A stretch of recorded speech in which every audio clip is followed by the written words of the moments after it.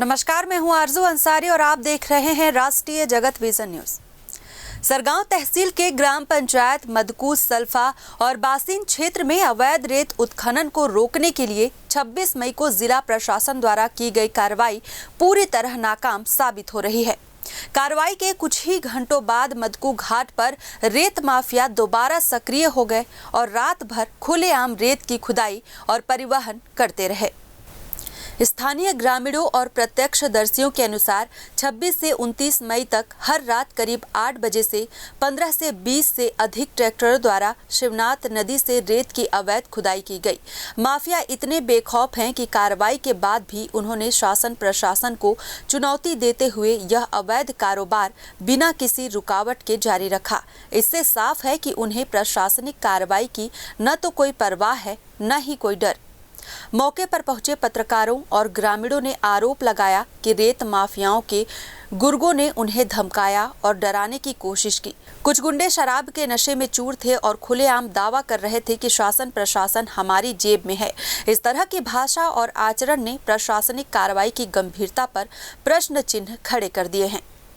खनिज और राजस्व विभाग के अधिकारियों का कहना है कि रात के समय पर्याप्त बल न होने और जान माल के खतरे के कारण वे कार्रवाई नहीं कर पा रहे हैं। माफिया द्वारा रात में ही अधिकतर खुदाई और परिवहन किया जा रहा है, जिससे कार्रवाई में कठिनाई आ रही है। मदकू और आसपास के इलाकों में शासकीय भूमि पर महीनों से रेत का अवैध भंडारण जारी है, लेकिन 26 मई की कार्रवाई में इस दिशा में कोई कदम नहीं उठाया गया। प्रशासन की इस चुप्पी से माफियाओं के हौसले और बुलंद हो गए हैं। जिला खनिज अधिकारी ज्योति मिश्रा की भूमिका भी इस पूरे मामले में संदिग्ध मानी जा रही है।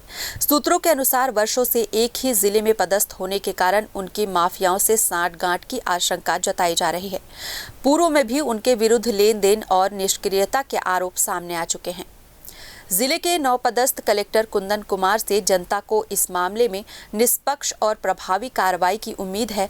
कलेक्टर के कार्यभार संभालने के बाद कुछ सकारात्मक कार्रवाई हुई है, जिससे लोगों में विश्वास जगा है कि रेत माफिया और उनसे जुड़े अधिकारियों पर सख्त कदम उठाए जाएंगे। पथरिया जनपद पंचायत के खनिज विभाग सभापति मनीष साहू ने सोशल मीडिया पर सवाल उठाया कि सरगांव तहसील में कुछ व्यापारियों द्वारा 10,000 से अधिक ट्रिप रेत शासकीय भूमि पर डंप की गई है, लेकिन खनिज विभाग कोई कार्रवाई नहीं कर रहा है। उन्होंने विभाग की निष्क्रियता पर भी गंभीर आपत्ति जताई है।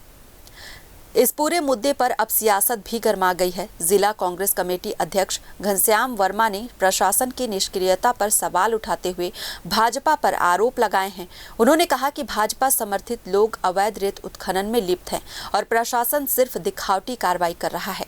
वर्मा ने मांग की है कि प्रशासन को अब महज औपचारिक कार्रवाई नहीं, बल्कि सख्त और निष्पक्ष कदम उठाने चाहिए, ताकि क्षेत्र में अवैध उत्खनन पर पूरी तरह से रोक लगाई जा सके। फिलहाल इस खबर में बस इतना ही। देश प्रदेश की खबरों से अपडेटेड रहने के लिए हमारे चैनल को सब्सक्राइब करें और नए खबरों के नोटिफिकेशन के लिए बेल आइकॉन को जरूर दबाएं। नमस्कार।